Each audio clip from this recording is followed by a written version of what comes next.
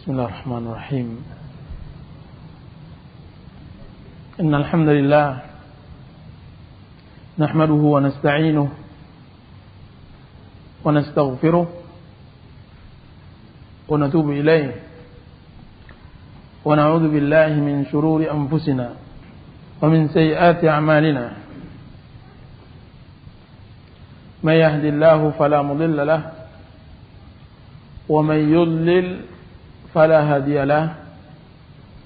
أشهد أن لا إله إلا الله وحده لا شريك له وأشهد أن محمدا عبده ورسوله صلى الله عليه وعلى آله وصحبه وسلم تسليما كثيرا. ومسلمين dan muslimat, hadirin dan hadirat yang dirahmati Allah, Assalamualaikum warahmatullahi wabarakatuh.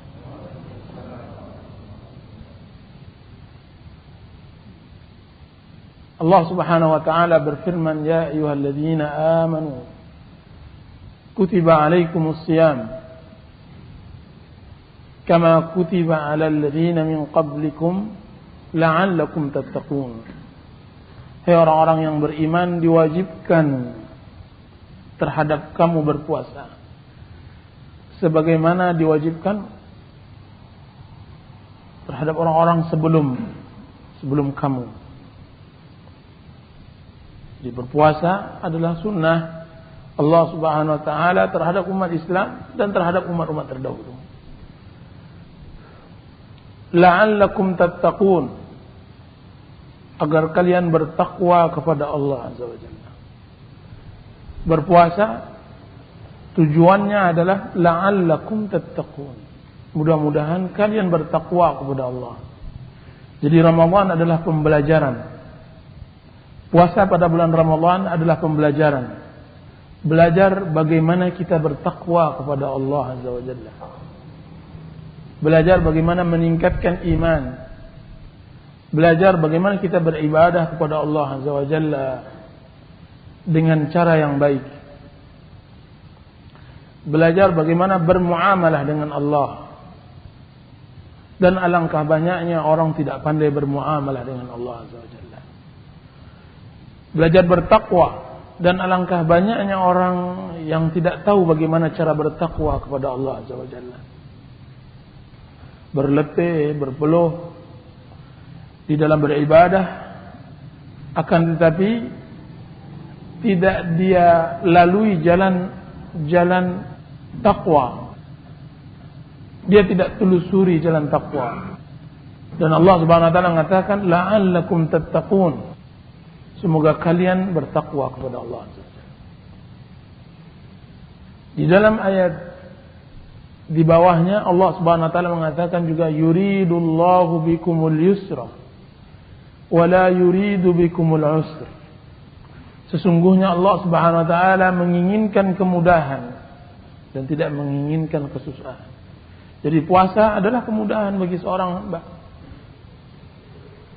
bukan pemberatan. Karena kemudahan yang diperoleh seorang hamba di dalam berpuasa hal yang sangat banyak dari nilai-nilai takwa yang bisa dia ambil di bulan Ramadan. Alangkah meruginya seorang muslim datang bulan Ramadan dia tidak bisa mengambil nilai-nilai takwa tersebut. Alangkah malangnya nasib seorang muslim, dia melewati bulan Ramadan akan tapi dia tidak bisa belajar bagaimana beribadah, bagaimana bertakwa kepada Allah Azza wa Jalla pada bulan Ramadan.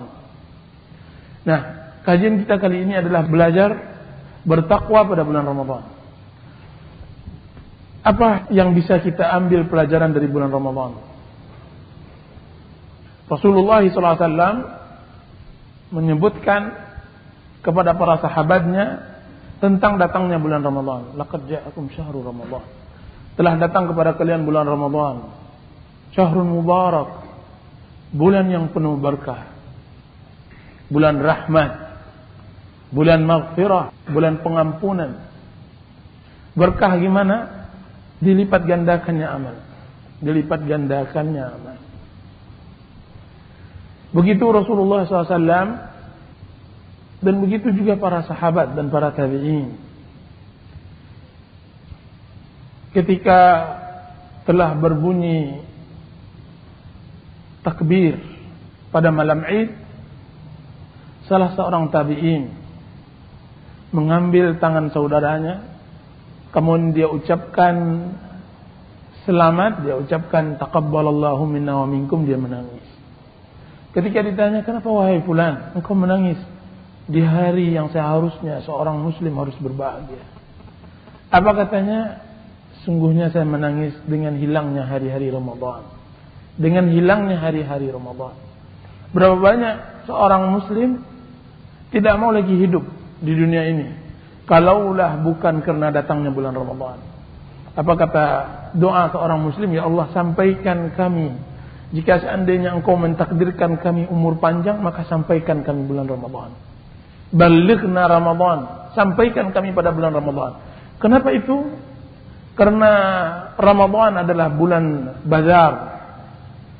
Ramadan adalah pasar Allah Azza wa Jalla untuk masuk surga. Rasulullah SAW mengatakan, Futihat abwabul jannah. Bulan Ramadan dibuka pintu surga. Wa ghulliqat abwabun nar, dan ditutup pintu neraka. Wa suffidat syayatin, dan terbelenggu syaitan. Di luar Ramadan, seorang muslim sangat berat baginya untuk melakukan ibadah. Kan tapi di dalam Ramadan alangkah mudahnya. Bukan hanya mudah di dalam melaksanakannya, akan tapi berlipat gandaan pahala di sisi Allah Azza wa Jalla. Allah melipat gandakan. Bukan hanya mudah, akan tapi dilipat gandakan. Di dalam bulan Ramadan ada satu malam yang baik daripada 1000 bulan. Lebih baik daripada 83 tahun. Dialah malam Lailatul Qadar. Syahrul Ramadan alladzi unzila fihi al-Qur'an. Bulan Ramadan diturunkan di dalamnya Al-Qur'an Karim. Nah, di dalam menghadapi bulan Ramadan ini ada beberapa poin yang harus kita terangkan. Mudah-mudahan Allah Subhanahu wa taala memberi taufik dan inayahnya kepada kita, mengarahkan ubun-ubun kita kepada taat, beribadah kepadanya. Dan berapa kali kita berjanji kepada jiwa, kepada diri untuk kembali kepada Allah, akan tapi ubun-ubun kita tidak dipegang oleh Allah Azza wa Jalla, maka dia akan terhilang. Dia akan melepas. Nasiyati biyadik, ubun-ubunku berada di tanganmu ya Allah. Dalam doa lain, la takilni ila nafsi tarfata ain. Ya Rabb, jangan engkau berikan diriku terhadap diriku sekalipun sekejap. Satu kejap. La takilni ila nafsi tarfata ain. Janganlah ya Allah engkau berikan diri kami, jiwa kami, tentang penanggung jawabnya kepada diri kami. Alangkah lemahnya jiwa. Jadi kita berharap kepada Allah Azza wa Jalla memberi taufik agar ubun-ubun kita diarahkannya kepada kebaikan. Diarahkannya. Banyak orang yang ingin berusaha kebaikan akan tapi mereka tidak tepat jalannya. Banyak orang yang telah beramal akan tapi tidak diberi taufik oleh Allah Subhanahu wa taala dalam beramal. Kenapa? Karena ubun-ubunnya tidak Allah arahkan kepada kebaikan. Allah tidak menginginkannya hidayah. Allah tidak menginginkannya taufik, maka dia tidak mendapatkan taufik. Yang pertama, para ikhwan dan akhwat yang dirahmati oleh Allah Subhanahu wa taala, adalah menghargai masa. Pelajaran yang pertama kita dapat adalah menghargai masa. Allah Subhanahu wa taala mengatakan la'allakum tattaquna ayyaman ma'dudat. Hari-hari yang berbilang. Jadi Ramadan dia adalah hari-hari yang berbilang. Hari yang hanya 30 hari, 4 minggu, 4 Jumat. Orang-orang salaf dahulu ketika masuk bulan Ramadan dan waktu itu mereka tahu bahwa waktu itu sangat terbatas, maka mereka benar-benar melakukan ibadah kepada Allah SWT. Mudah-mudahan dengan 1 bulan ibadah akan tertutupi 11 bulan dosa. Mudah-mudahan dengan 1 bulan ketaatan akan tertutupi 11 bulan kebangkangan terhadap Allah Azza wa Jalla. Mudah-mudahan 1 bulan ketaatan dan kesalehan akan tertutupi dari 11 bulan kita membangkang dan berlaku maksiat kepada Allah Azza wa Jalla. Jadi dia adalah ayyaman ma'dudat, hari-hari yang berbilang yang harus kita gunakan. Jika seandainya seorang muslim dilarang melalaikan waktu pada setiap saat, maka melalaikan waktu pada bulan Ramadan adalah perbuatan bodoh. Jika seandainya seorang muslim dianjurkan untuk menggunakan waktunya dalam ketaatan, maka menggunakan waktu pada bulan Ramadan di luar ketaatan adalah tindakan yang dungu. Dungu, bodoh. Orang yang lemah, orang yang pemalas. 2 penyakit dari 8 penyakit yang harus dijauhi dari sifat seorang muslim. Disebutkan di dalam hadis sahih, Rasulullah SAW bersabda, Al-kayyisu man dana nafsahu wa amila lima ba'dal maut. Orang yang pintar adalah orang yang mengekang jiwanya dan beramal untuk kematian. Beramal untuk kematian. Semoga Allah Subhanahu wa taala dengan rahmatnya menganugerahkan kita untuk mendekatkan kematian kepada kita. Dan alangkah jauhnya kematian itu di mata kita. Semoga Allah Subhanahu wa taala dengan rahmat dan inayahnya memperdekatkan akhirat di dalam kalbu kita sehingga kita bisa mengamalkannya. Wal ajiz, dan orang yang lemah,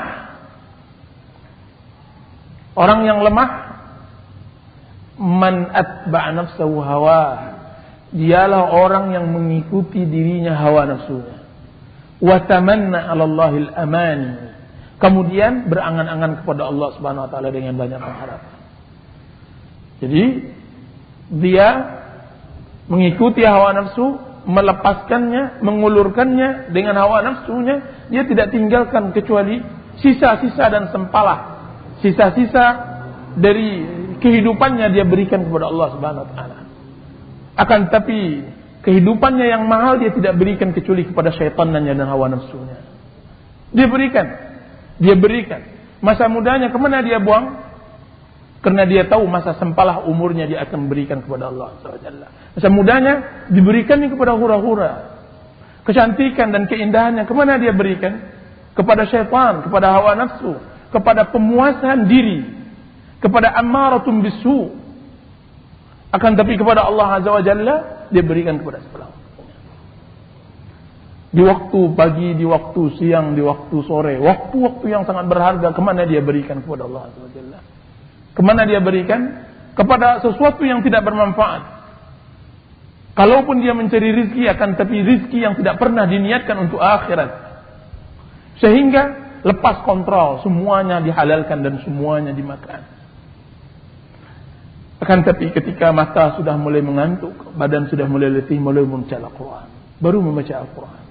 Satu ayat, ketika ayat dibaca oleh seorang muslim tersebut, tidur mengantuk, tinggal mengantuk. Dia hanya berikan ketaatannya kepada Allah Azza wa Jalla hanya sempalah. Bagaimana dia akan mendapatkan surga yang luasnya seluas langit dan bumi? Jannah arduhas samawati wal ardh. Allah Subhanahu wa taala mengatakan wasari'u ila maghfiratin min rabbikum wa jannah. Bersegeralah kalian kepada pengampunan dari Allah Azza wa Jalla dan surga. Jadi masa ini yang harus benar-benar digunakan. Barang siapa yang telah Allah Subhanahu wa taala disebutkan oleh para ulama bahwa manusia itu terbagi berapa macam dalam umurnya. Usia baligh, dari kecil sampai baligh. Usia baligh ini dia tidak untuknya dan tidak pula atasnya. Dia tidak berdosa dan tidak berpahala. 15 tahun berhura-hura, 15 tahun bermain-main, 15 tahun menjadi kanak-kanak yang tidak dihisab oleh Allah Azza wa Jalla. 15 tahun. Setelah itu inti masa 15 sampai 40 tahun. Pemuda yang benar-benar Allah Subhanahu wa taala minta pertanggungjawaban nantinya. La tazulu qadama 'abdin yaumal qiyamah hatta yus'ala an arba'. Belum lagi mencercah kaki anak Adam pada hari kiamat sampai dia akan ditanyakan oleh Allah Azza wa Jalla 4 hal. Di antaranya an syababihi fima afna, masa mudamu kemana engkau habiskan? Allah akan hisab itu. Allah akan tanya kemana akan dihabiskan oleh seorang muslim masa mudanya. Umur 40 sampai 60 adalah berada di atas puncak gunung, kemudian dia akan menurun kembali. Aktivitas sudah mulai mengendor.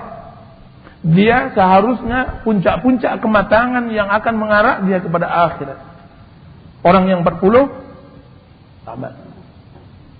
Sedangkan 60 tidak lagi. Disebutkan di dalam hadis, orang yang kalau seandainya sudah berumur 60 kan tapi tidak mengarahkan dirinya kepada kebaikan, maka ucapkan kata selamat pada dirinya. Demi Allah, orang yang sudah 60 tahun hidup, semua kehidupannya telah dia berikan kepada hawa nafsu, syaitan dan dunianya. 60 tahun belum juga sadar kembali, jangan harap dia bisa beribadah baik kepada Allah Azza wa Jalla. Dia sudah termasuk orang yang memang dilepaskan oleh Allah Azza wa Jalla. Layang-layangnya sudah diputuskan. Tidak lagi diharapkan baginya ketaatan. Mendengar azan tidak lagi tersentuh hatinya, sudah menjadi batu. Saya melihat banyak orang-orang tua yang berumur 60 tahun lebih. Ketika azan dia tidak akan bergerak. Padahal waktunya bukanlah penuh, sibuk. Dia adalah orang yang sudah dipensiunkan. Dia sudah pensiun. Dia juga tidak banyak berkerjaan lagi. Tapi ketika azan mendengar dia tidak tergerakkan, ketahuilah hatinya memang sudah 60 tahun dibaluri dengan dunia, sehingga bagaimana dia akan kembali. Maka disebutkan oleh para ulama 60 tahun masa adalah masa yang benar-benar luar biasa. Jangan pula berlomba-lomba dengan anak muda untuk mencapai dunia. Sudah habis masanya. Masa akhirat yang harus digali lagi. Jangan pula memacu penduduk dunia dengan dunianya. Sudah, tinggalkan. Engkau sudah bau tanah. Berkiblatlah kepada sesungguhnya uban yang berada di kepala. Lihatlah orang-orang yang sudah berumur, bagaimana sulitnya mereka memaksa diri mereka untuk melakukan ketaatan. Kalaulah bukan masa muda dibiasakan untuk melakukan ketaatan, maka pada masa tua sangat sulit, sangat berat. Disebutkan bahwa suatu hari datang malaikat maut kepada Daud alaihissalam, menziarahinya. Ketika telah lama berbicara dengan Daud, maka Daud berkata kepada malaikat, wahai malaikat maut, saya ingin kepada engkau sebuah kebutuhan. Saya ingin berbicara dengan engkau. Apa itu wahai Daud? Sebutlah. Kalau seandainya telah sampai ajalku, maka kabarkanlah, beritakanlah kepadaku. Baiklah, saya akan beritakan dan saya akan kirimkan utusan kepada engkau. Ketika sampai ajal Daud, datanglah malaikat maut. Apa kata Daud alaihissalam? Wahai malaikat maut, bukankah engkau telah berjanji ketika akan dekat datang ajalku, engkau akan mengirimkan 1 atau 2 utusan? Apa kata malaikat maut? Itu telah saya lakukan wahai Daud. Telah saya lakukan. Bukankah tegap badanmu sekarang telah menjadi bungkuk? Bukankah hitam rambutmu sekarang telah menjadi putih? Bukankah kencang kulitmu sekarang telah keriput? Itulah utusanku wahai Daud kepada semua manusia, mengabarkan bahwa kematian telah dekat kepada mereka. Itulah.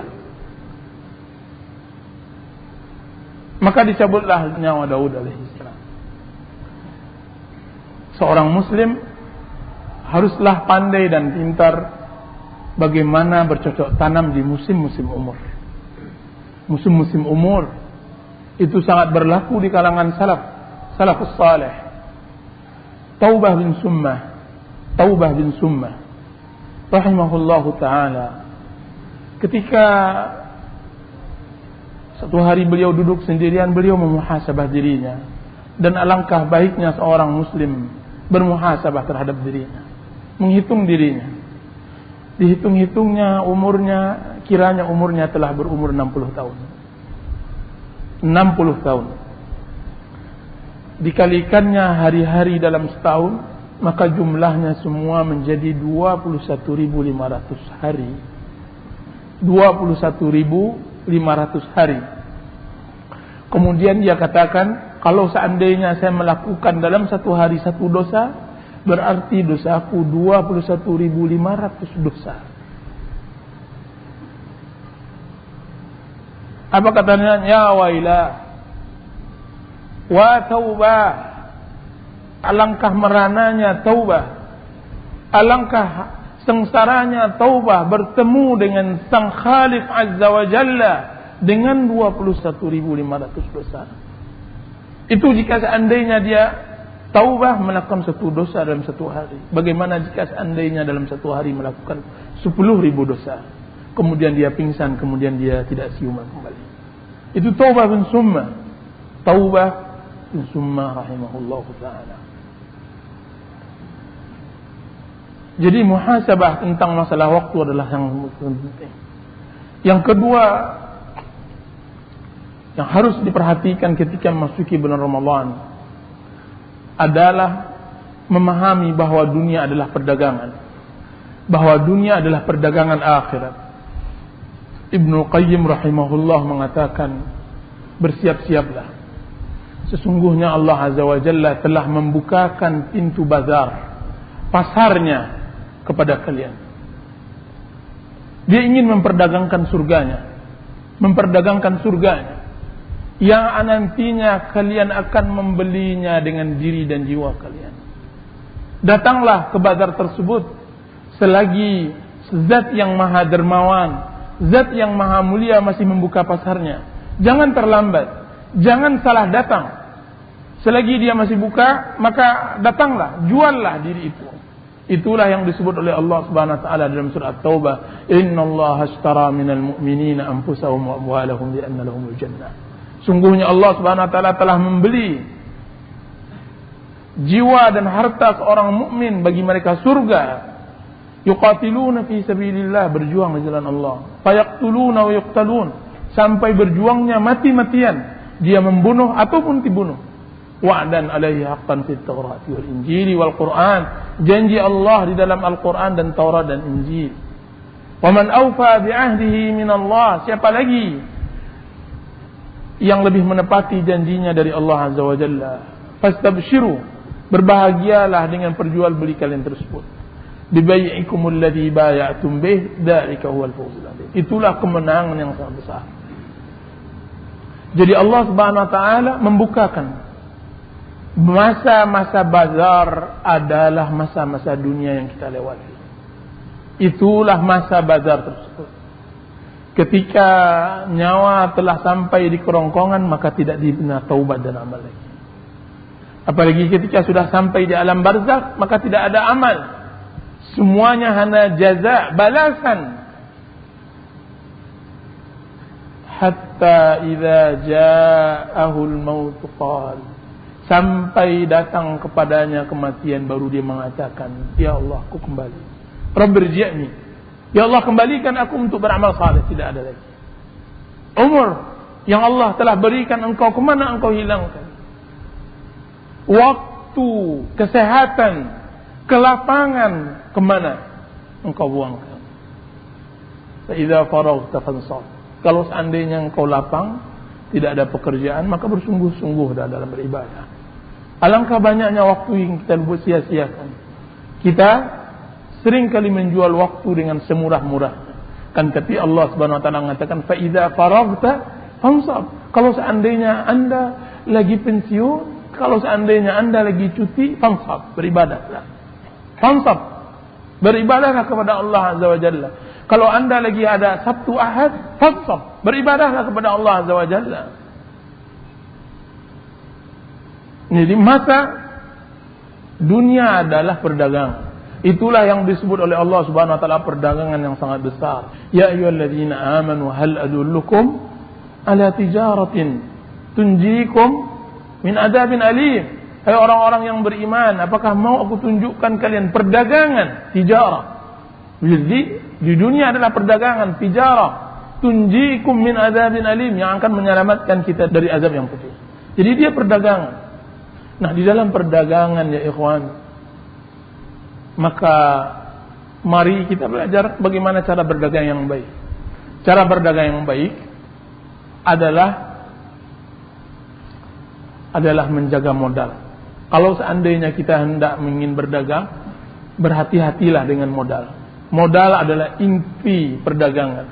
Kalau seandainya hilang modal, maka hilang juga perdagangan, tidak berdagang orang. Kalau seandainya Anda ingin meletakkan sebuah modal Anda atau modal Anda kepada sebuah usaha, lihat modal tersebut apakah akan berkurang atau bertambah. Kalau kan berkurang modal Anda untuk dalam sebuah bisnis dan usaha, lebih baik jangan berdagang. Cukupkan dengan modal tersebut, makan. Kan tapi kalau kan berdagang kan tapi akan mengurangi modal, maka jangan. Begitu kita beribadah kepada Allah Azza wa Jalla. Iman yang ada sekarang ini pada setiap muslim adalah modal. Apa yang sekarang Anda dapatkan dari keimanan, saya maksud bukan Islam, akan tapi iman. Sejauh mana kecintaan Anda kepada Allah dan Rasulnya, sejauh mana semangat Anda terhadap Islam, sejauh mana keinginan Anda untuk menanam kehidupan akhirat, itu adalah iman. Iman itu kalaulah akan mengurangi modal yang Anda miliki untuk berteman kepada orang lain, untuk beribadah pada lain, maka janganlah beribadah. Di antara perdagangan akhirat yang seperti ini adalah perdagangan amal bid'ah. Bid'ah dapat mengurangi iman. Bukan hanya menghilangkan pahala amal itu sendiri, akan tapi dapat menghilangkan iman dan menguranginya. Kalau kan kita akan buat bid'ah pula, bagus jangan beramal. Dan sebelumnya syirik jauhi syirik.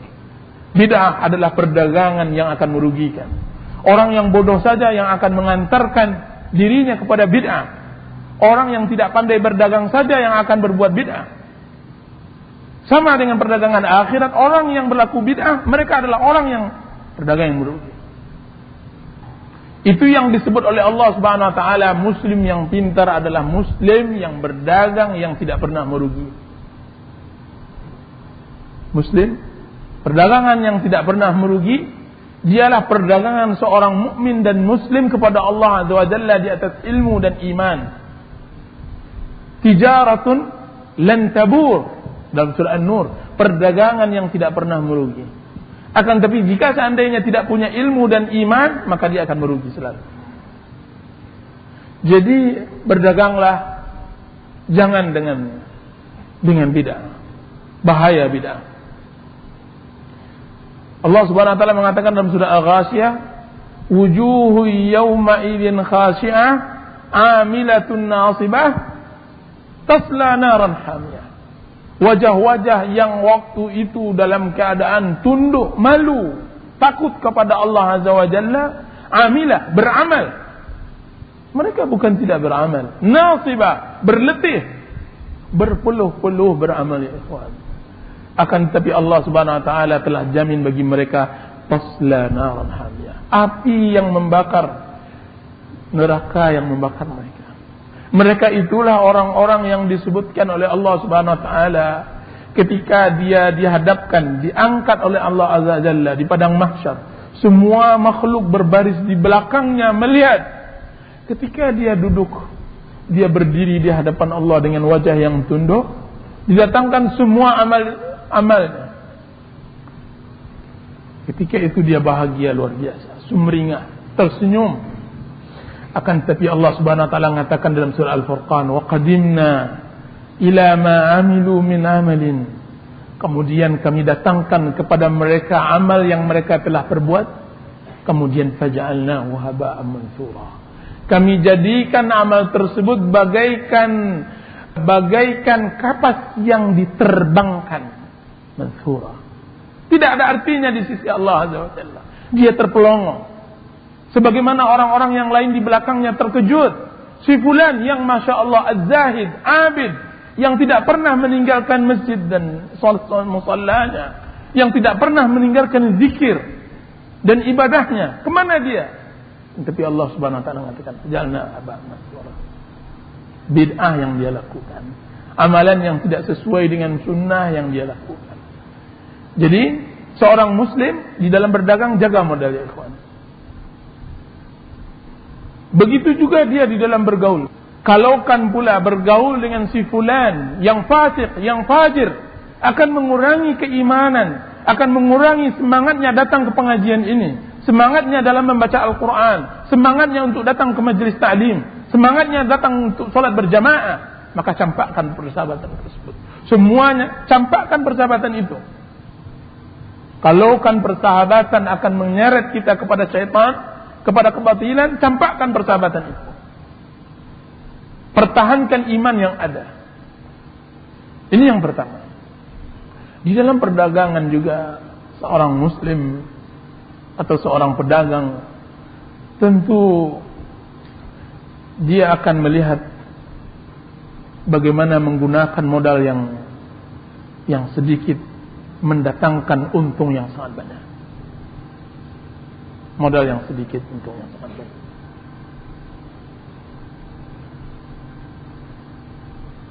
Ada yang bisa membelikan satu sawit dengan 25 rupiah?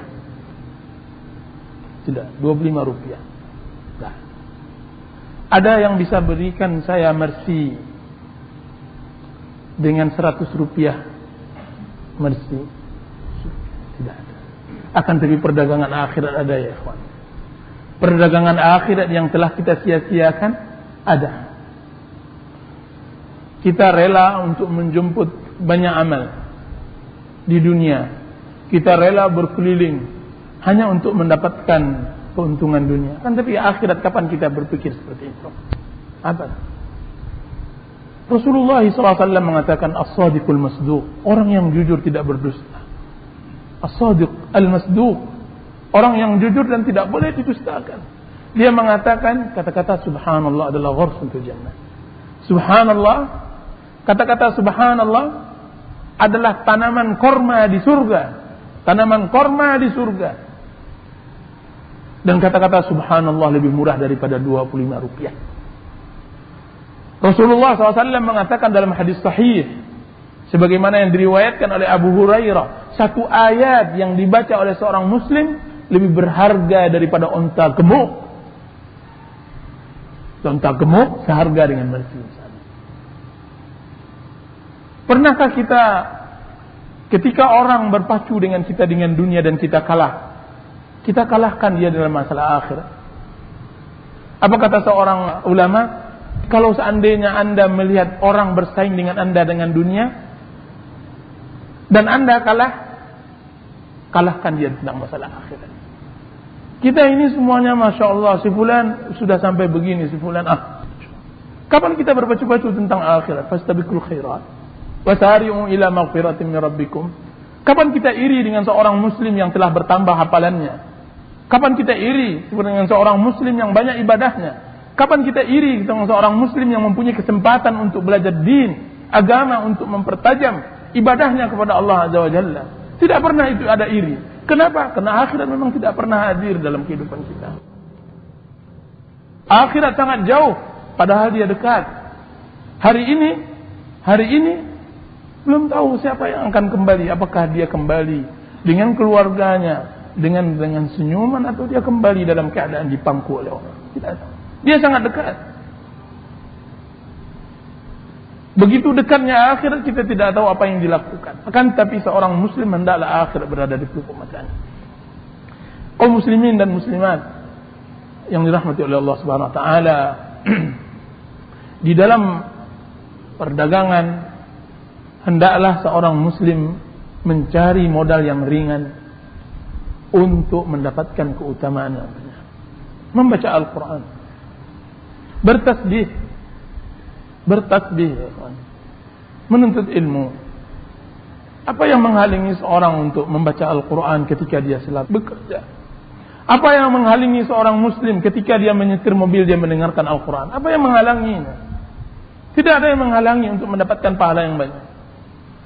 Disebutkan oleh Abdullah bin Umar ketika beliau dikabarkan bahwa solat jenazah pahalanya 1 qirat. Ditanya oleh Abdullah bin Umar, 1 qirat itu sebesar apa ya Rasulullah? Apa dijawab oleh Rasulullah SAW? 1 qirat sebesar gunung Uhud. Apa kata Abdullah bin Umar? Laqad farratna fi qararita katsira. Sungguh benar kita telah melalaikan qirat-qirat yang sangat banyak. Kawan-kawan di Madinah ketika i'tikaf di Makkah,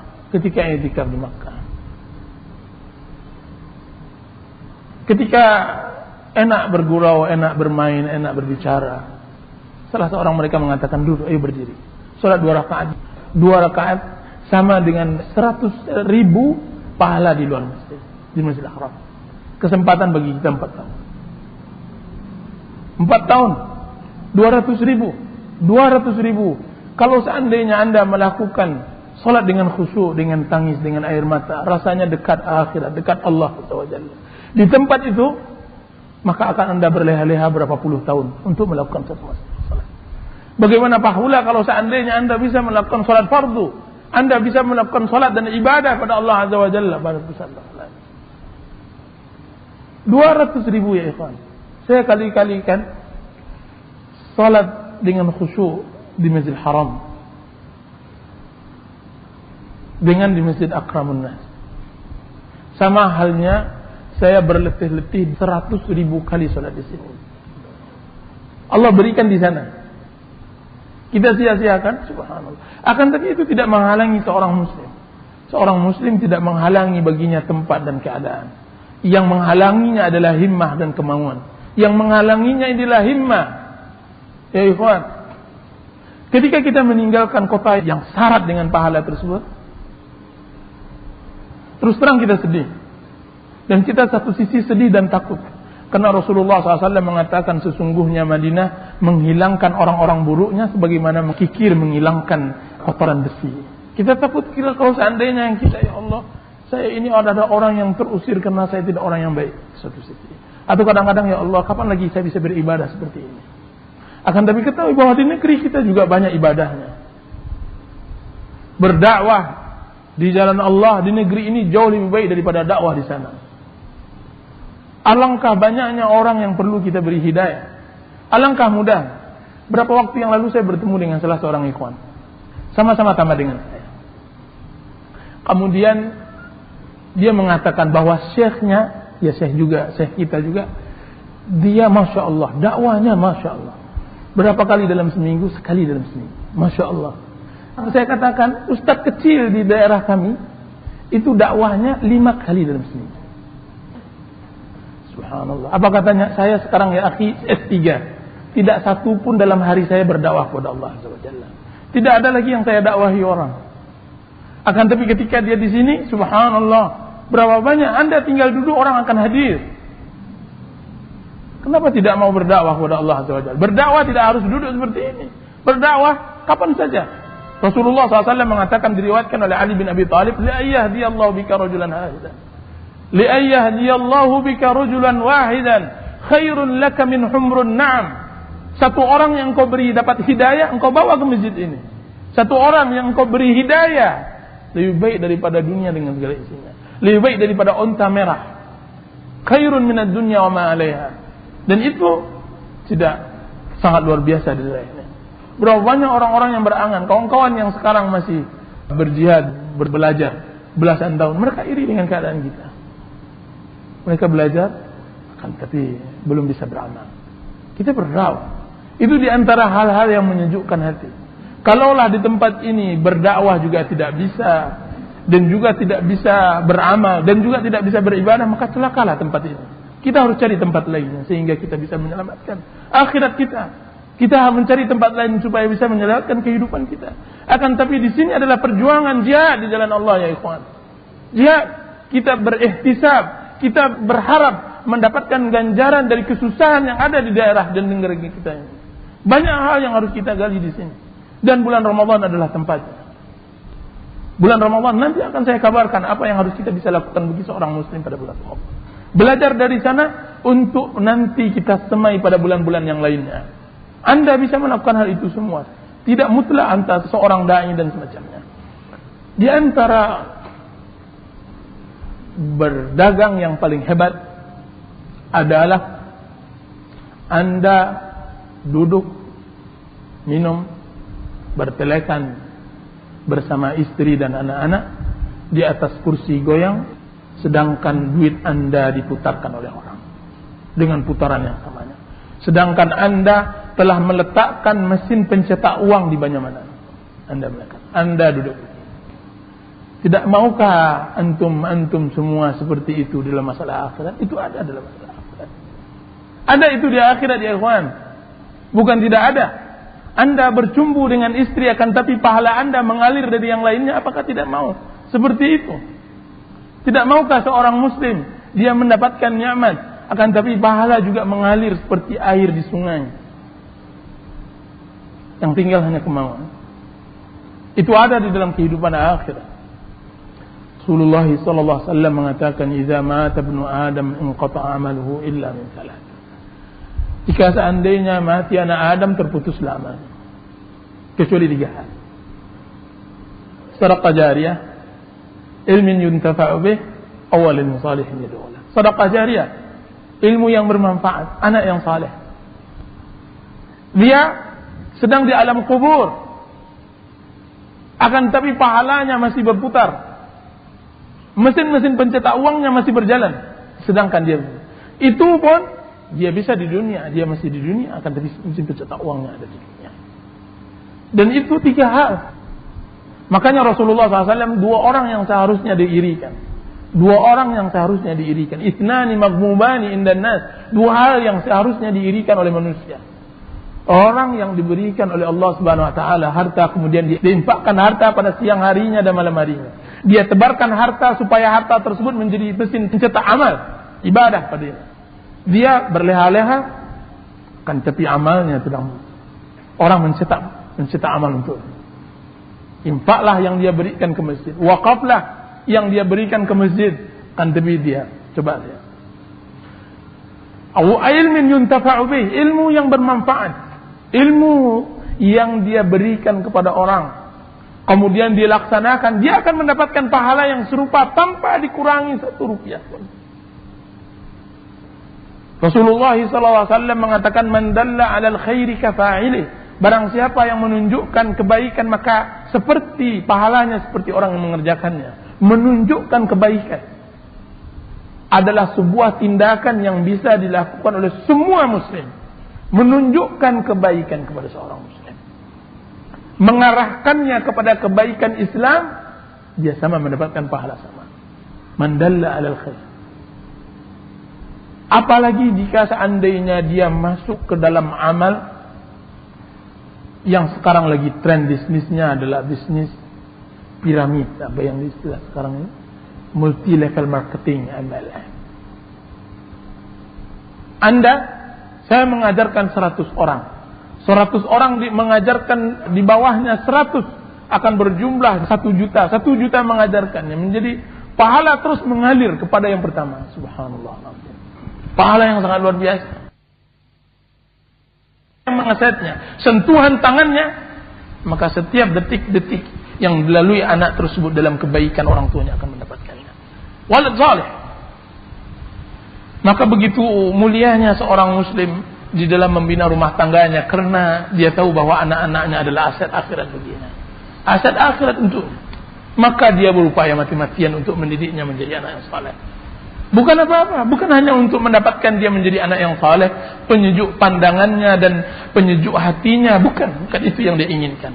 Mudah-mudahan bisa mengalir semua pahala anak tersebut kepada dia. Mengalir pahala tersebut kepada dia. Jadi di dalam perdagangan akhirat harus kita lihat hal-hal yang seperti itu. Apa yang bisa kita amalkan dari 3 hal ini, maka jadilah. Semuanya amal ya ikhwan. Semuanya amal. Ilmu kalau tidak ditujukan dengan akhirat maka dia tidak akan berguna. Harta kalau seandainya tidak dilengketkan dengan akhirat maka dia akan sia-sia. Tidak akan ada gunanya namanya harta yang kita cari kalau seandainya tidak diikat dengan akhirat. Sebutkan kepada saya Abdurrahman bin Auf dan kekayaannya, Utsman bin Affan dan kekayaannya, Abu Bakar dan kekayaannya. Kemana mereka infakkan? Di jalan Allah Azza wa Jalla. Akan tapi sebutkan apakah mereka dikenal oleh manusia sebelum dikenal oleh Allah Subhanahu wa taala dan orang-orang makhluk yang berada di sekitarnya sebelum dikenal Allah Azza wa Jalla. Apakah mereka dikenal karena kekayaannya? Tidak. Mereka tidak dikenal karena kekayaannya. Abu Bakar, Abdurrahman bin Auf, Utsman bin Affan, Abdullah bin Zubair, Zubair bin Awwam dan yang lainnya dikenal karena kedermawanannya di jalan Allah Azza wa Jalla. Kedermawanannya di jalan Allah. Dia lengketkan harta tersebut kepada akhirat sehingga dia menjadi amal. Dia angkat namanya, wa rafa'na laka dzikra. Kami angkat namamu. Itu di dunia sebelum diangkat namanya di akhirat. Ya Allah Azza wa Jalla. Itu yang harus kita pahami tentang masalah menyangkut dengan datangnya bulan Ramadan. Yang ketiga adalah ibadah kepada Allah Azza wa Jalla. Ramadan dengan ibadah. Pertama tadi kita katakan tentang masalah masa, yang kedua tentang masalah perdagangan, yang ketiga adalah masalah ibadah di bulan Ramadan. Ibadah di dalam bulan Ramadan ini sangat luar biasa. Sangat luar biasanya apa?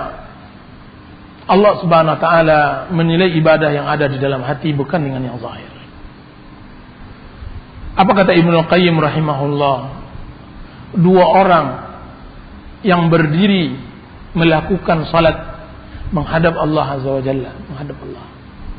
Dua orang bertakbir dengan takbir yang sama, melakukan gerakan yang sama. Akan tetapi yang satu di surga naim dan yang satu lagi di neraka jahim. Yang satu lagi di neraka jahim. Perbedaannya apa? Akan tapi pergerakan sama. Perbedaannya apa? Perbedaannya adalah mutu ibadah. Mutu ibadah. Ramadan adalah kesempatan untuk meningkatkan mutu di dalam beribadah kita kepada Allah. Kalau seandainya semua orang setiap bertambah waktu dia naik pangkat, setiap pegawai ketika dia bertambah waktu dia naik jabatan dan semacamnya, setiap mahasiswa bertambah masa dan belajar dia menaik tingkat, maka kita seharusnya juga menaikkan tingkat dalam rute ibadah kita kepada Allah SWT. Ini harus. Kalau seorang muslim tidak mempunyai cara untuk meningkatkan, maka celakalah dia. Alangkah sengsara, berletih masuk dalam pengajian 20 tahun, 30 tahun, akan tapi pahalanya juga hanya itu saja, tidak pernah meningkat di sisi Allah Azza wa Jalla. Sangat mubazir, letih.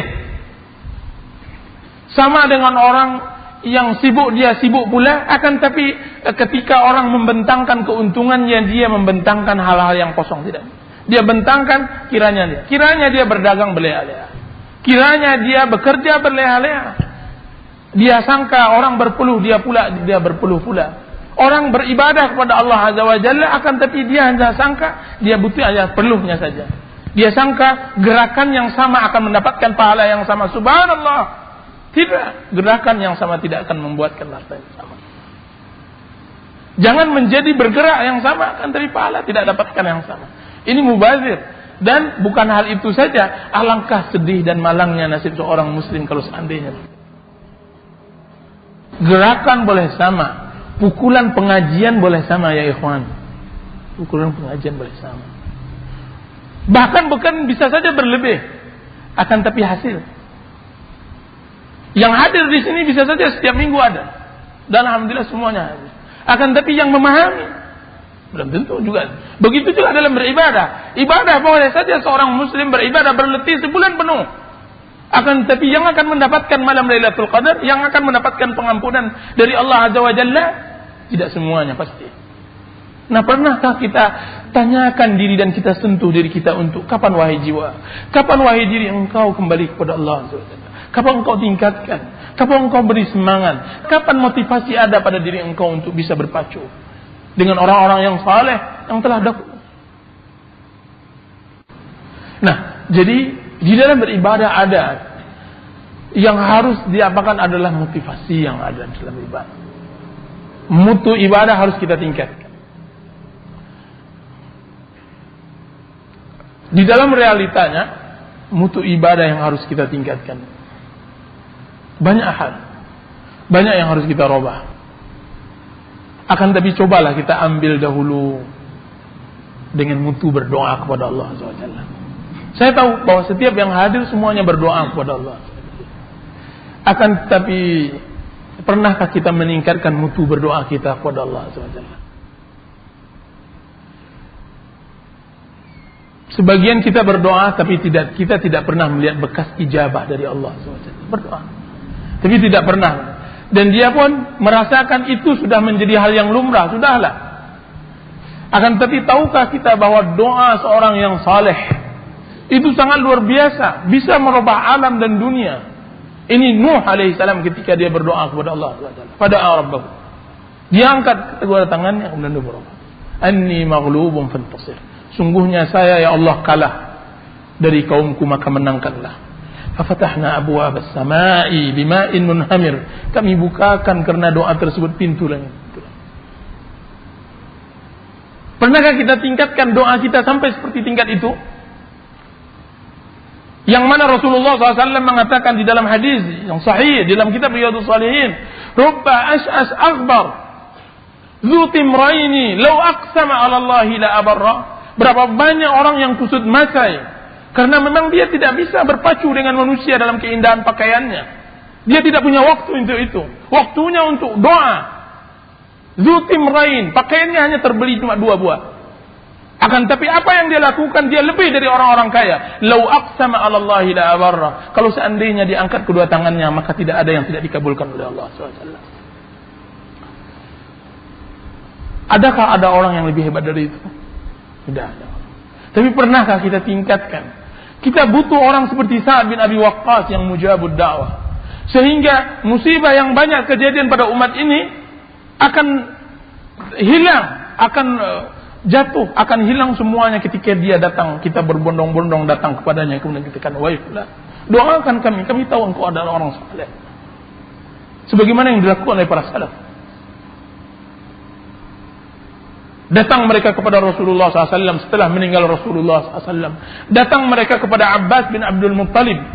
Datang kepada orang-orang yang memang masyhur, mujabud da'wah. Di setiap zaman ada, di zaman kita tidak ada musibah. Kapan kita meningkatkan mutu doa kita kepada Allah SWT? Seorang muslim berdoa kepada Allah SWT sangat naif kalau seandainya dia tidak pernah meneteskan air matanya dalam doa. Sangat naif. Berarti belum dia melangkah di dalam ibadah. Saya katakan orang yang belum pernah menangis di dalam doanya, berarti benar bahwa dia belum melangkah. Belum tahu dia cara beribadah kepada Allah Azza wa Jalla. Belum tahu bagaimana dia bisa mengambil hati Allah Azza wa Jalla. Bagaimana dia bercinta. Bagaimana dia lari dari sesuatu yang dibenci oleh Allah Azza wa Jalla. Belum tahu. Saya pastikan dia belum tahu. Dia harus banyak belajar kepada Allah Azza wa Jalla. Bermuamalah dengan Allah. Mengetahui bagaimana tempat-tempat Allah cintai dan tempat-tempat Allah benci adalah hal yang mutlak bagi seorang muslim. Sehingga doanya benar-benar menggelegar di arsy. Terdengar di langit yang ketujuh, walaupun tidak terdengar di langit di dunia ini. Celaka dunia. Apa yang harus dilakukan di dunia? Tidak. Uwais Al-Qarni. Hadis yang sebentar lagi mungkin akan kita bahas setelah Ramadan. Uwais Al-Qarni. Apa dia dengan dunia? Tidak ada ya. Ketika seluruh sahabat disibukkan untuk mencarinya, dia sudah diberikan pensucian oleh Rasulullah SAW sebelum dia lahir. Belum lagi dia balik, telah akan datang kepada kalian orang dari suku Qaran, dari Yaman, dari suku Qaran bernama Uwais. Kalaulah nantinya kalian bertemu dengannya, mintalah doanya. Minta doanya. Kenapa? Uwais adalah orang yang pandai beribadah kepada Allah Azza wa Jalla. Dia orang ibadah. Dia tidak sahabat Rasulullah. Levelnya tidak Abu Bakar dan Umar. Akan tetapi Rasulullah SAW meminta Abu Bakar, Umar, Utsman untuk bertemu dengan Uwais minta ampun. Saya berharap ada di antara seorang muslim di antara kita ini, semua dai datang kepadanya meminta berikan ampun kepada Allah. Langkah. Titipkan doa saya kepada Allah agar Allah memasukkan saya surga. Agar Allah Subhanahu wa taala mengampuni dosa saya.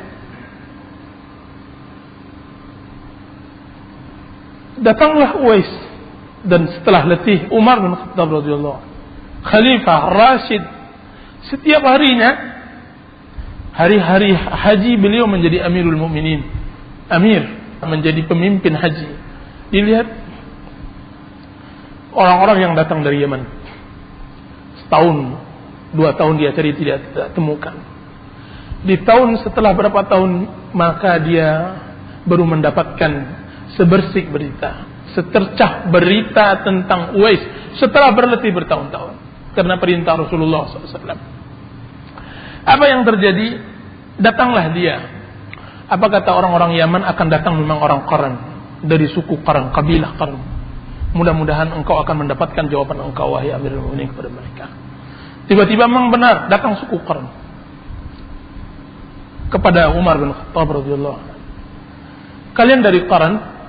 Benar Amirul Mukminin. Siapa di antara kalian yang bernama Uwais? Apa kata pemimpin mereka? Rasanya dalam jumlah kami sebanyak ini tidak ada yang bernama Uwais, Amirul Mukminin. Tidak ada.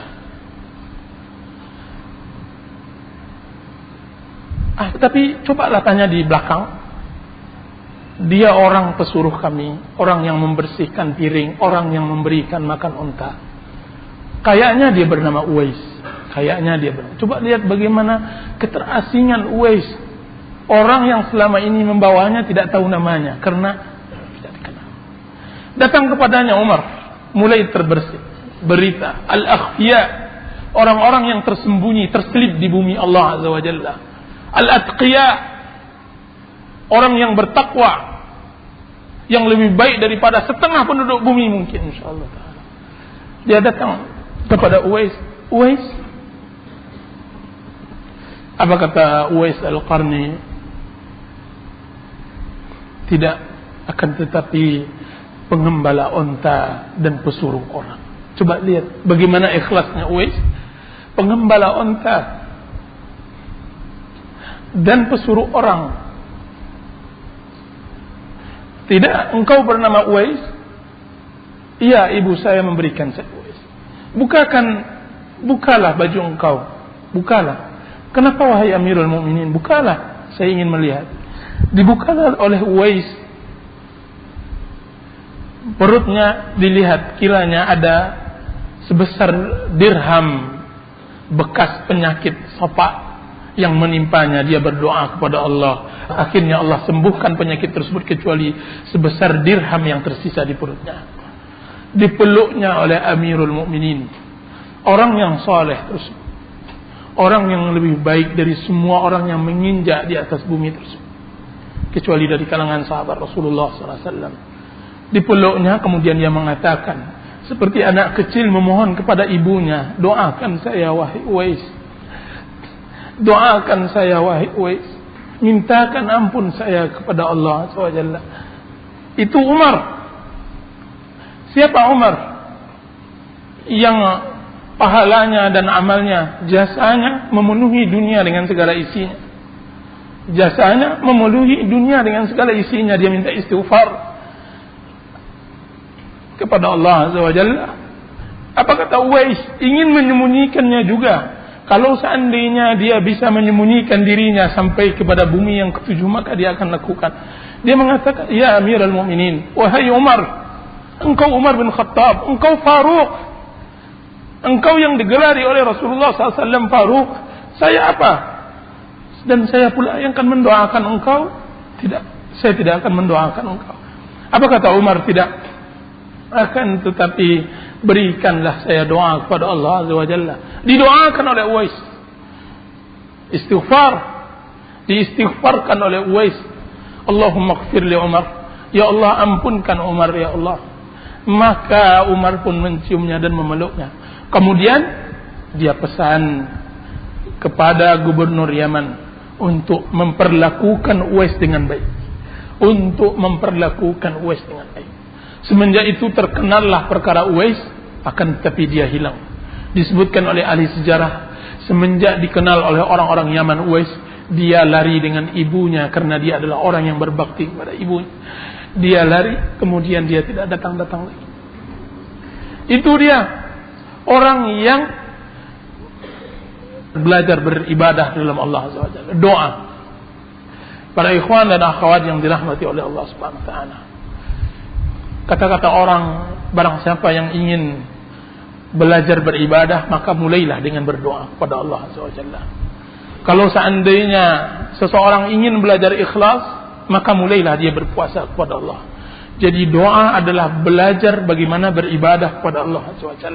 Karena di dalam doa, di sana terdapat dua hal yang inti ibadah. Pertama, pengagungan kepada Allah SWT. Dan yang kedua, penghinaan diri kepada Allah SWT.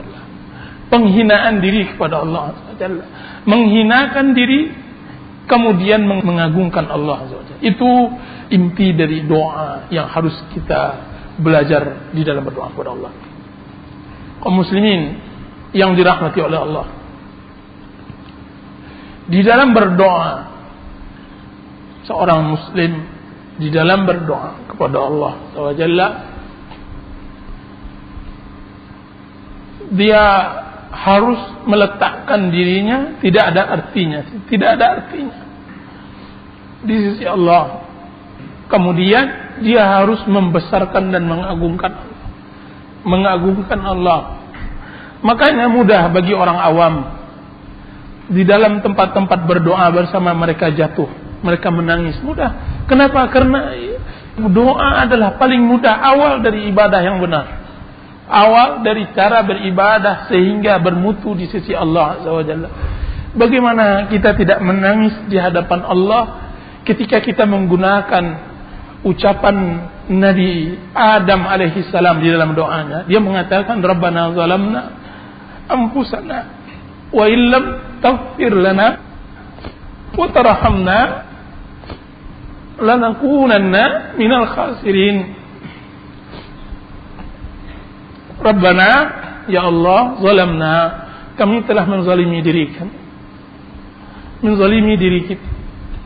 Kami telah menzalimi diri kami, ya Rabb, dengan maksiat, menzalimi diri dengan pembangkangan kepada Allah SWT.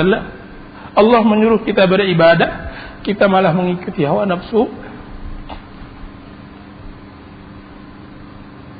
Wa illam taghfir lana,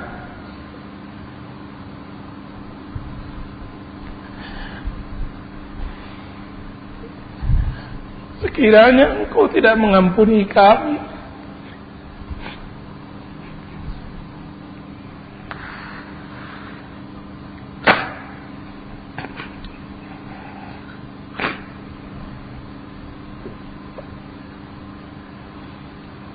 sekiranya Engkau tidak mengampuni kami, niscaya kami orang merugi.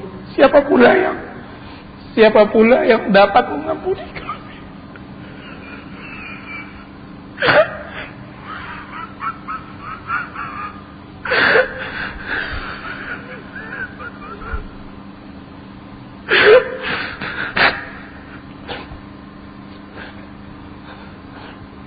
Siapa pula yang dapat mengampuni kita selain dari Allah Azza wa Jalla?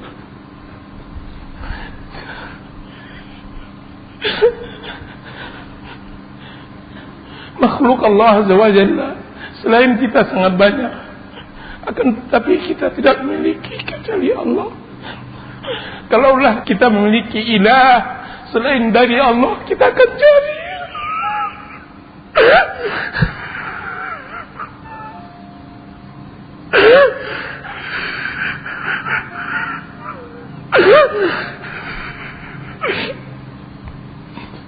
Akan tetapi itu tidak ada. Wa illam taghfir lana, Engkau yang memiliki semuanya. Hambamu ya Allah, selain dari diriku sangatlah banyak Akan tetapi aku hanya memiliki Engkau. Yang aku miliki hanya Engkau.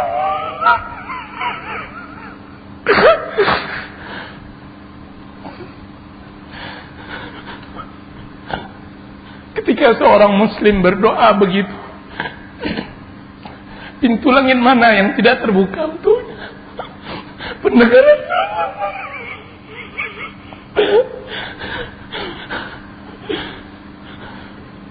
arsy apa yang tidak bergetar? Maka Allah akan mendengar. Maka cukuplah satu doa itu yang akan mengantarkannya kepada kebahagiaan di dunia dan di akhirat. Cukuplah satu doa dari jutaan doa yang hamba. Satu doa yang terangkat dalam setahun. Akan tetapi bermakna, berarti, benar-benar bermakna dan berarti. Dia akan membawakan kebahagiaan di dunia dan di akhirat. Kalaulah itu yang kita lakukan, maka saya yakin, maka berarti kita sudah belajar beribadah kepada Allah Azza wa Jalla. Kita telah belajar beribadah kepada Allah.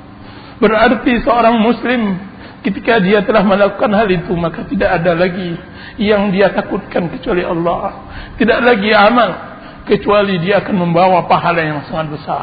Pahala yang sangat besar.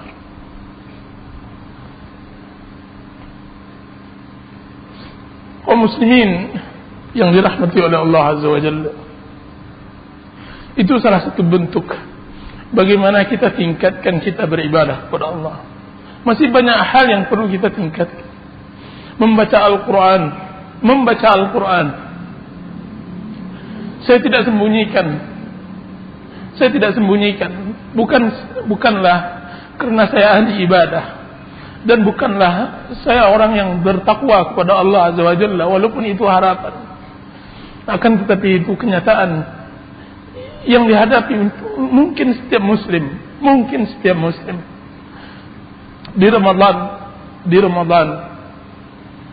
di Masjid Madinah majulah imam salat tarawih, imam yang mana jika seandainya saya bertakbir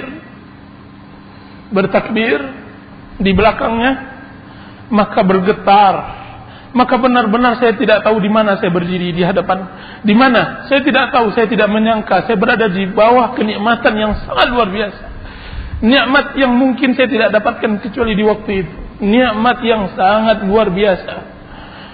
Saya tidak sadarkan orang-orang yang berada di sekitar saya, akan tapi saya terbawa alunan ayat yang dibacakannya ketika itu dia membaca surat Al-Isra. Imam tersebut adalah Imam Salah Budair. Dia membaca surat Al-Isra. Dia baca dengan alunan yang sangat luar biasa, bercerita tentang kebesaran Allah Azza wa Jalla.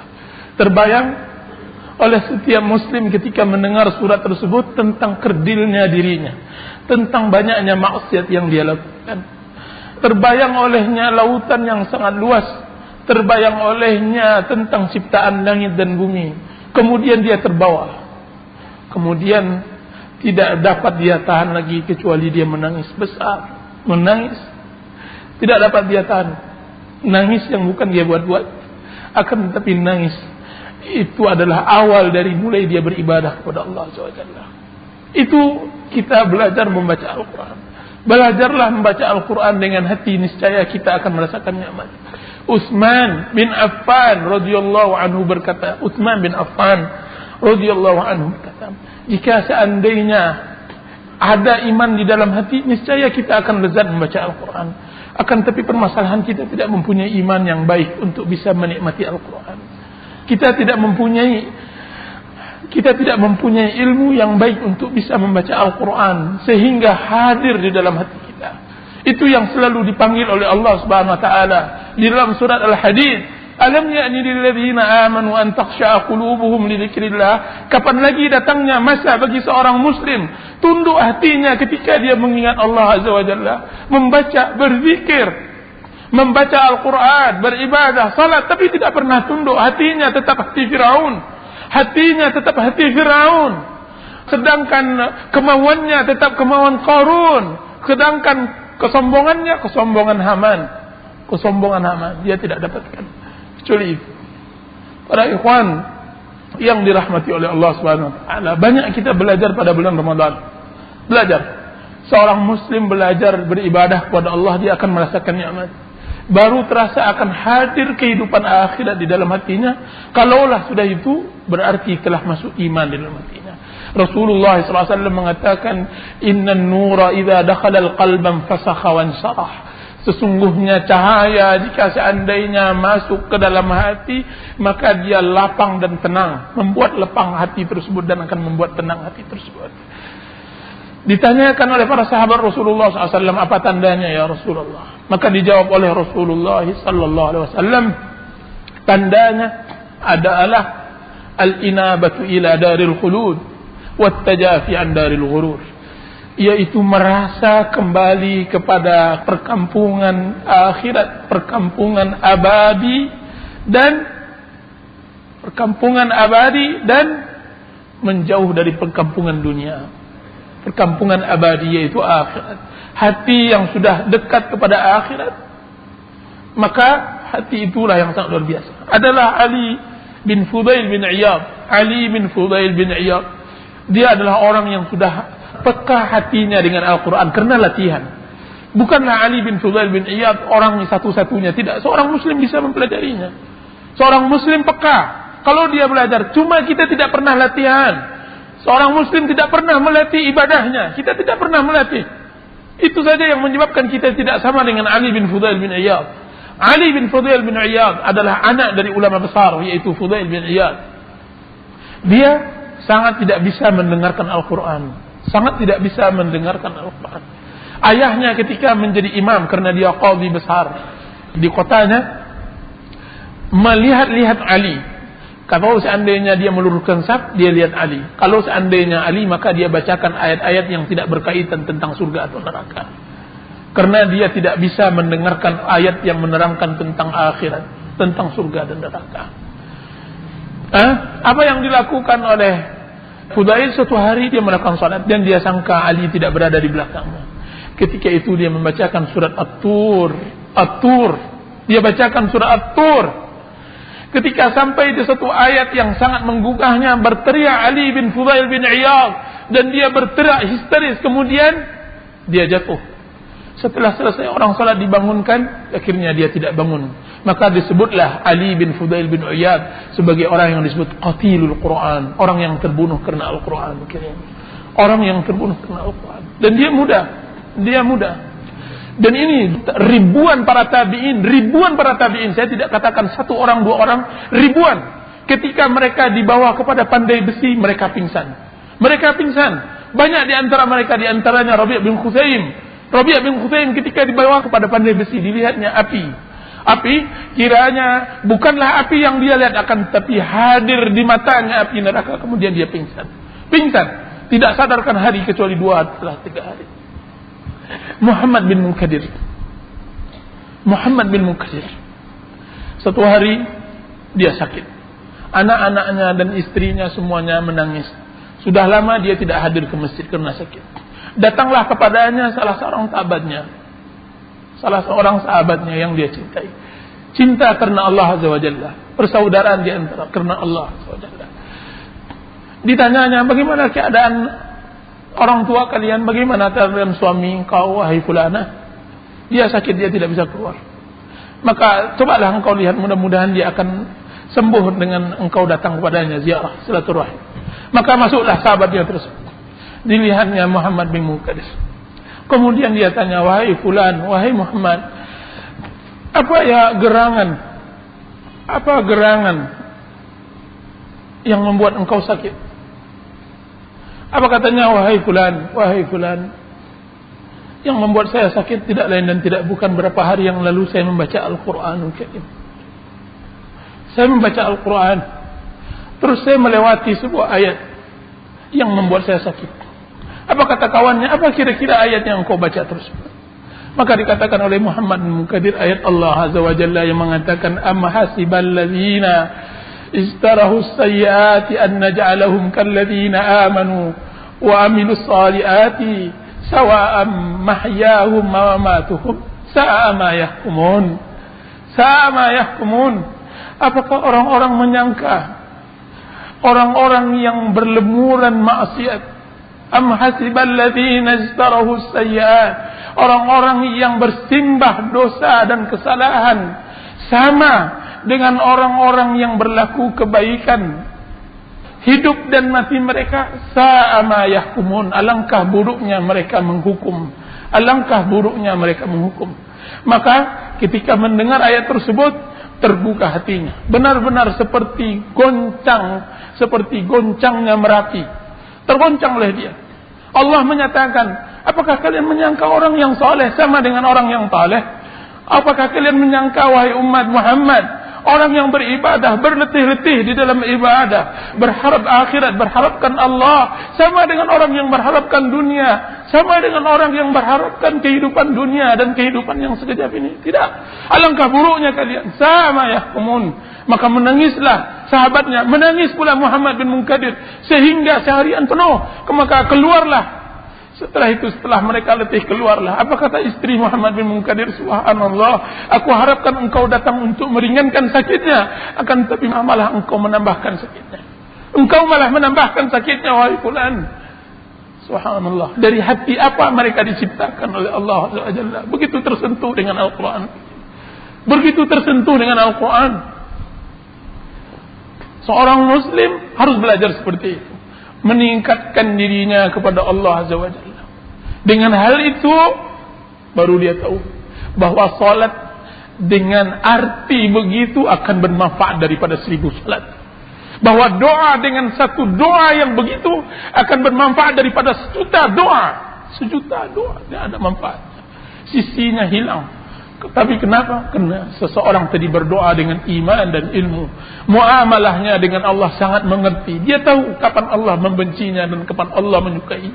Dia tahu apa yang harus dia lakukan di hadapan Allah. Apa ucapan yang layak untuknya. Apa ungkapan yang layak diungkapkan untuknya. Dia tahu itu. Akan tapi orang yang bodoh, orang yang tidak mengerti, maka dia babghawat, hanya beo, hanya himar, yang tidak mengerti apa yang dia perbuat. Ini sangat merugi.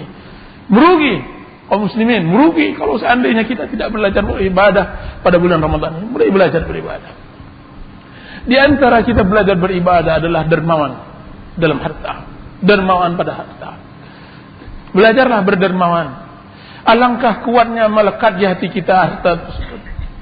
Buangkan, upayakan harta tersebut dibuang. Jangan penuhkan, sesakkan hati tersebut dengan harta. Akan tetapi letakkan harta itu di tangan. Hati tetap hati akhirat. Letakkan itu di tangan harta, akan tapi Anda infakkan. Nah, Rasulullah SAW pada bulan Ramadan, beliau adalah orang yang paling dermawan. Rasulullah SAW mengatakan sebagaimana yang disebutkan oleh Abdullah bin Abbas, kana Rasulullah sallallahu alaihi wasallam ajwadun nas. Adalah Rasulullah SAW orang yang paling dermawan. Orang yang paling dermawan. Wa ajwadu ma yakunu fi Ramadan, dan kedermawanan beliau berlebih-lebihan ketika bulan Ramadan. Dermawan. Jadi belajar dermawan, belajar bagaimana memposisikan harta. Kalau memang selama ini harta begitu kuat melekat dalam hati, mari kita mulai belajar sedikit demi sedikit. Kita angkat satu persatu, rupiah per rupiah di tangan kita, kemudian kita infakkan. Sehingga nantinya kita pada tingkat sahabat Rasulullah SAW dan para tabi'in, yang harta yang ada di tangan Allah lebih dia percayai daripada harta yang ada di tangannya. Itu yang disebutkan oleh Rasulullah SAW kepada Abdullah bin Umar. Dan alangkah banyaknya wasiat Rasulullah kepada Abdullah bin Umar. Az-zahid, al-abid, uzhad di dunya yuhibbukallah. Zuhudlah engkau di dunia, Allah akan mencintai engkau. Wazhad ma fi aidin nas yuhibbukan nas. Dan zuhudlah engkau yang ada di tangan manusia, niscaya manusia akan mencintai engkau. Itu wasiat Rasulullah SAW kepada Abdullah bin Umar. Jadi belajar. Kita sisihkan harta itu yang melekat kuat. 100 juta, 10 juta, 10 miliar kita sisihkan. Ya Allah, ya. Kita bayangkan bahwa harta yang kita infakkan itulah yang kekal. Rasulullah SAW mengatakan, "Mana qasa malun min sadaqah." Tidak akan berkurang harta dari sedekah. Camkan itu. Belajar bagaimana kita yakini bahwa harta itu memang tidak akan berkurang. Belajar. Memang dia butuh belajar. Apa kata Abdullah bin Mubarak? Orang-orang dahulu mereka beribadah kepada Allah Azza wa Jalla, jiwa mereka tunduk kepada Allah. Sudah fitrahnya mereka tunduk. Jadi ketika berinfak, ketika beribadah mereka sudah tunduk. Akan tapi zaman sekarang, yaitu zaman Abdullah bin Mubarak, salah seorang tabi'in, jiwa tidak lagi tunduk kepada kebenaran. Jiwa tidak lagi tunduk kepada peribadatan kepada Allah Azza wa Jalla. Maka saatnya lah pula kita memaksa jiwa tersebut. Saatnya pula lah kita memaksanya. Disebutkan bahwa salah seorang ulama ketika dia sudah letih beribadah pada malam suntuk penuh di dalam bulan Ramadan, kemudian orang berlari, dia disalami oleh orang dirinya, "Selamat, saya ingin bekerja. Selamat, saya ingin mencari rezeki. Selamat." Kemudian dia hendak pula pergi keluar masjid, hendak pula seperti orang lain bekerja seperti bekerja orang lain, hendak pula dia bekerja berusaha seperti berusaha orang lain, hendak pula dia sibuk seperti sibuk orang lain. Dia hendak pula jiwa yang lemah. Kemudian dia tawari dirinya, "Wahai diriku, kemana lagi engkau hendak pergi? Bukankah masjid Allah rumah yang terbaik? Bukankah masjid Allah tempat yang terbaik? Wahai diriku, kemana lagi engkau hendak pergi? Apakah engkau akan melihat rumah si fulan yang indah sehingga engkau akan memacu kepadanya? Apakah engkau akan melihat kendaraan si fulan yang indah sehingga engkau akan membeli seperti membelinya?" Subhanallah. Beli akhirat wahai fulan, wahai jiwa, wahai diri. Beli, dipaksa dirinya sehingga duduk lagi tunduk kepada Allah SWT. Tidak bisa. Salah seorang ahli ibadah datang, jiwanya begitu kuat kepada nafsu, kemudian tidak wahai jiwa, tidak wahai jiwa. Diambilnya lilin, kemudian dia bakar. Kemudian dia letakkan ujung tangannya kepada ujung lilin tersebut. Kemudian dia mengadu, kemudian nafsunya masih menggelegar juga, nafsunya masih kuat juga, diletakkannya lagi. Apa katanya? "Wahai diri, wahai jiwa, ini api lilin yang begitu kecil, engkau tidak kuat menahannya. Apalagi api neraka yang sangat besar. Apalagi azab Allah. Kemana engkau dengan maksiat kepada Allah Azza wa Jalla? Kemana engkau?" Maka dia bilang, "Tidak wahai jiwa, tidak wahai diri, engkau harus beribadah kepada Allah Azza wa Jalla. Tahan. Sesungguhnya dialah kebahagiaan, dialah nikmat yang paling besar." Allah Subhanahu wa taala mengatakan, "Wa amma man khafa maqama rabbih wa nahan nafsa 'anil hawa." Adapun orang yang takut akan kedudukan Rabbnya dan menahan dirinya dari hawa. Menahan. Permasalahan bukan adanya hawa, permasalahannya adalah pada menahan. Semua orang punya hawa, semua melepaskannya, kan, tapi seorang muslim menahan hawanya, menahan nafsunya, menahan keinginannya, menahan syahwatnya, menahan dunianya. Dan ya Rabb, saya berikan ini hanya kepada Engkau, saya untukkan ini hanya kepada Engkau, saya persembahkan untuk mendapatkan surga. Wa nahan nafsa 'anil hawa. Apa yang dia peroleh? Fa innal jannata hiyal ma'wa. Sesungguhnya surgalah yang akan dia peroleh. Surga yang dia peroleh. Jadi belajar dermawan, bagaimana menghadirkan jiwa. Orang-orang terdahulu seperti itu mereka berbuat pada diri mereka. Sebagian lagi mereka bilang kepada orang tuanya, "Ayah, tolong ikatkan saya di tiang masjid, jangan tanggalkan. Sesungguhnya dunia sangat menipu ya ayah. Ayah, ikatkan saya di masjid Allah Azza wa Jalla biar saya bisa mengaji, bisa saya duduk." Pernahkah kita memaksa diri kita sejenak beribadah kepada Allah Azza wa Jalla? Pernahkah kita menenangkan diri, "Wahai diri, satu surat, wahai diri, satu ayat, bersabar. Tidak akan berkurang dunia engkau, tidak akan merugi engkau di dunia. Satu surat engkau bacakan karena Allah Azza wa Jalla antara qamat dan azan kepada Allah Azza wa Jalla. Semoga dengan itu Allah akan angkat derajat engkau. Wahai diri, duduk sebentar, iming-imingi diri dengan akhirat, iming-imingi diri dengan pahala yang besar. Karena diri memang sangat kuat. Innan nafsa la'ammaratun bisu. Sesungguhnya jiwa benar-benar mengarah kepada keburukan. Dan iming-imingi dia. Dia sangat lemah. Siapapun bisa terjatuh ke dalam maksiat kepada Allah Azza wa Jalla. Dengan iming-iming itulah dia bisa beribadah dan dia bisa kuat lagi. Di antara melakukan ibadah pada bulan Ramadan adalah berlomba-lomba, dan dia ada kaitannya dengan kedermawanan. Apakah tidak mau seorang muslim berpuasa diberikan oleh Allah Subhanahu wa taala pahalanya 2 atau 3 kali pahala puasa? Siapa yang tidak mau dari seorang muslim? Dia berpuasa sekali tapi Allah tuliskan dia berpuasa 3 atau 4 kali? Saya rasa semuanya mau. Akan tapi tentu Rasulullah SAW yang menyatakan barang siapa yang memberi buka seorang muslim yang berpuasa, maka sama pahalanya dengan pahala orang yang berpuasa tersebut. Man fattara musliman, barang siapa yang memberi buka seorang muslim yang berpuasa, sama pahalanya. Coba kita belajar. Hadirkan, bilang sama istri, wahai fulana, buat sekarang masakan agak berlebih. Bukan untuk anak-anak, bukan untuk saya dan semacamnya, akan tapi untuk si fakir, untuk si janda yang tidak merasakan seperti yang kita rasakan. Sampaikan kepadanya rentang itu. Sampaikan kepadanya. Sebelum maghrib Anda sudah berada bersama anak, kemudian hidupkan mesin, kemudian sampai ke depan rumahnya ketuk. Kalau seandainya yang keluar itu adalah anak yatim, pegang kepalanya, tangisi diri Anda. Pegang kepalanya, kemudian selipkan kepadanya uang. Semoga dengan selipan tersebut Allah juga menyelipkan kasih sayangnya nanti di akhir.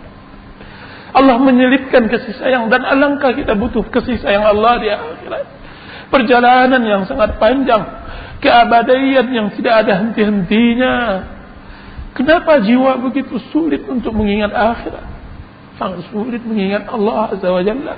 Hadirkan itu di tempat-tempat kemiskinan, hadirkan itu di tempat kepapaan, hadirkan hati di tempat kesengsaraan, hadirkan hati di tempat kesunyian seperti kuburan dan semacamnya. Lembutkan hati yang sudah kasar, hati yang sudah membatu, tidak pernah tersentuh dengan ayat Allah, tidak tersentuh dengan ayat Al-Quran, tidak tersentuh dengan hadis Rasulullah, tidak tersentuh dengan nasihat dan semacamnya. Subhanallah, dari apa diciptakan hati itu? Kalau memang tidak tersentuh, hadirkan ke tempat-tempat seperti itu. Pergi, kunjungi orang-orang sakit, biar jatuh hati itu seperti jatuhnya orang-orang sakit tersebut hati mereka. Pergi ke tempat makam dan kuburan, hadirkan hati ke sana. Ya Allah, begini nasib saya nantinya. Setelah masa panjang saya berpisah dengan Engkau, saya akan kembali juga kemauan maupun tidak maunya saya. Datangkan itu Ramadan. Jadikan itu di awal Ramadan. Niatkan. Kalau seandainya Anda telah berbuat seperti itu, Masya Allah, berbahagialah. Berarti Anda telah meniti jejak salaf. Akan tetapi penampilan, akan tetapi tampang yang hanya maka dia adalah kemunafikan. Kemunafikan yang terselubung. Dia adalah nifaq di atas Al-Quran dan Sunnah Rasulullah SAW. Qalbu Rasulullah SAW mengatakan, ala inna fil jasadi mudghah. Ketahuilah sesungguhnya di dalam tubuh yang luas ini ada mudghah, ada segumpal darah. Idza saluhat saluhal jasadu kulluh. Jika seandainya dia baik, baiklah semua. Wa idza fasadat, kalau seandainya dia rusak semuanya. Ala wahiyal qalb. Ketahuilah dia hati itu yang harus kita perbaiki. Ma'rifah kepada Allah. Sering-sering membaca Al-Quran, sering-sering membaca tafsir, sering-sering membaca karangan para ulama tentang permasalahan hati. Karangan Ibnu Qayyim rahimahullah, karangan Ibnu Jauzi. Hadirkan itu, belajar pada orang-orang yang memang pandai bermuamalah dengan Allah Azza wa Jalla. Hadirkan, tanyakan bagaimana bergurau, bagaimana bermain dengan Allah Azza wa Jalla, bagaimana. Dan alangkah pandainya salaf dahulu bagaimana bermain dengan Allah. Bagaimana Allah Subhanahu wa taala memberikan pengampunan yang sangat luar biasa. Kenapa? Karena hambanya benar-benar pandai mengambil hati Allah. Begitu pandai. Seorang pezina satu hari dia harus di padang pasir. didapatkannya sebuah sumur. Membuat dia tidak tega membiarkan anjing tersebut kehausan. Dia telah haus, dia merasakan bagaimana tidak enaknya haus, bagaimana sengsaranya haus. Maka dia turun. Sekarang dia tidak hanya bisa minum langsung, dia harus membawakan ke atas. Diambilnya sepatunya, kemudian sepatu tersebut dicelupkan ke air sumur tersebut. Dia naik sekarang, tidak mungkin dia berpegangan dengan tangan, karena tangannya sekarang ada sepatu yang di dalamnya air. Dia tidak bisa naik. Akhirnya terpaksa mulutnya yang selalu menjilat maksiat kepada Allah Azza wa Jalla, dia letakkan sepatu yang akan dia minumkan anjing tersebut. Dia minumkan anjing. Dia angkat. Mungkin dia tidak pandai beribadah, akan tapi begini, di tempat seperti ini Allah Subhanahu wa taala mudah mengampunkan seorang hamba. Di tempat lembut hati seperti ini, jatuh hati orang tersebut, Allah Subhanahu wa taala mengampuni. Dia angkat, dia naik sedikit demi sedikit sampai di atas mulut sumur. Diberikannya anjing tersebut. Ketika diberikannya kepada anjing, Allah ampunkan seluruh dosanya. Allah ampunkan seluruh dosanya. Anda tidak seperti pezina tersebut. Anda tidak berlaku maksiat sebanyak pezina tersebut. Tidak pintarkah Anda bermuamalah dengan Allah seperti itu?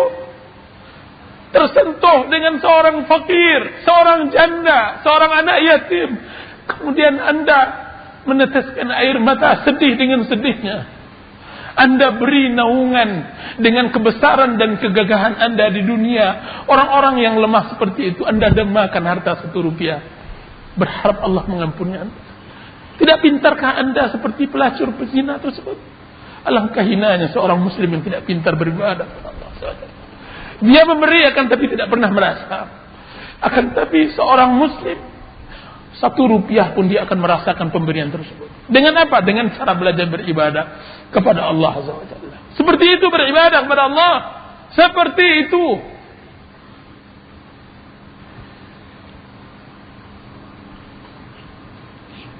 Salah seorang orang tua yang telah melanglang buana dengan maksiatnya di dunia, di ujung-ujung akhir kehidupannya dikumpulkannya anaknya.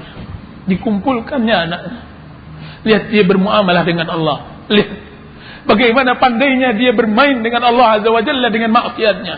Akan tapi dia bukan bermain, dia benar-benar pandai bagaimana Allah Azza wa Jalla mengampunkannya. Dikumpulkan. Kemudian dia mengatakan, anak-anakku, kalau seandainya ayah nanti mati, bakar ayah. Kemudian taburkan bagi 2 debu yang kalian bakar dari jasad ayah tersebut. Tunggu musim angin. Kemudian berangkatlah kalian di atas bukit. Kemudian yang 1 bungkus tersebut tebarkan dia ke bumi. Biarlah dia jatuh di pepohonan yang sangat banyak tersebut. Kemudian tunggu lagi musim ombak. Berangkatlah kalian ke tengah lautan. Kemudian taburkan lagi jasad ayah yang setengah telah menjadi debu tersebut ke lautan. Biarlah dia tergenang di lautan yang luas. Apa kata anaknya? Wahai ayah, apa yang kau lakukan? Apa yang membuat engkau melakukan itu? Biarlah ayah bertemu seperti itu. Ketika dia dipertemukan oleh Allah Azza wa Jalla dengan kekuasaannya, dikumpulkan semua debu yang ada di atas bukit tersebut yang tersentuh oleh 1000 dedaunan, kemudian dikumpulkan oleh seluruh lautan yang tersebut dasarnya, kemudian dihidupkan. Dan dibicaralah Allah Azza wa Jalla kepada hamba yang sudah tua banyak maksiat tersebut. Hamba, apa kata Allah? Abdi, hambaku, apa yang membawamu engkau berbuat seperti ini? Apa yang membuat engkau membuat seperti ini? Apa kata orang tua tersebut? Ya Rabb, saya berbuat tersebut karena takut kepadamu. Saya berbuat tersebut karena takut maksiat yang saya lakukan dan bertemu nanti kepadamu. Wajah mana yang akan saya perlihatkan kepadamu dengan wajah maksiat, dengan Kaki apa yang saya berdiri di hadapanmu kalau seandainya saya membawa maksiat seumur hidup saya? Bagaimana Allah Azza wa Jalla? Subhanallah. Apa kata Allah Subhanahu wa taala, hambaku, masuklah surga. Semua dosamu telah ampunkan. Akibat engkau mengerti bahwa engkau takut kepada aku. Allah Azza wa Jalla, subhanallah. Karena dia hanya belajar takut kepada Allah Azza wa Jalla. Sudahkah kita pernah belajar takut kepada Allah Azza wa Jalla? Telah kita kaji tentang ayat-ayat takut kepada Allah Azza wa Jalla? Sejauh mana kita takut kepada Allah yang akan mengantarkan Allah Subhanahu wa taala mengatakan, lakukanlah terserah engkau wahai hamba aku akan ampunkan. Sebanyak apapun dosa engkau, seluas langit apapun dosa yang kau lakukan, aku akan datangkan seluas langit pula ampunan. Setebal apapun kedosa yang kau lakukan, walaupun sejauh langit, sejauh mata memandang, aku akan datangkan pengampunan sejauh mata memandang pula. Dan aku tidak peduli. Pernahkah kita belajar bagaimana takut kepada Allah Azza wa Jalla? Jadi banyak sisi-sisi yang harus kita belum belajar. Saya tidak mengatakan bahwa hari ini atau Ramadan ke depan Anda harus belajar semuanya. Tidak. Akan tapi cobalah ambil satu sisi yang penting bagi Anda dan belajarlah di sana. Mudah-mudahan Allah Subhanahu wa taala memberi taufik, memberikan inayah kepada kita, mengarahkan ubun kita kepada kebenaran, memberikan kepada kita hidayah, mengantarkan kita kepada akhirat. Dan mudah-mudahan Allah Subhanahu wa taala memberikan kita ilmu yang bermanfaat, amal yang saleh, dan ilmu dan rezeki yang halal. Allahumma inna nas'aluka ilman nafi'an wa 'amalan mutaqabbalan wa rizqan halalan thayyiban. Allahumma waffiqna bima tuhibbu wa tarda. Allahumma waffiqna bima tuhibbu wa tarda. Allahumma inna nas'aluka ilman nafi'an wa 'amalan mutaqabbalan wa rizqan halalan thayyiban. Rabbana atina fid dunya hasanah wa fil akhirati hasanah wa qina adzaban nar. Subhana rabbika rabbil izzati amma yasifun wa salamun 'alal mursalin walhamdulillahi rabbil alamin. Kita cukupkan kajian kita sampai di sini. Mudah-mudahan besok kita akan lanjutkan tentang masalah Ramadan. Assalamualaikum warahmatullahi wabarakatuh.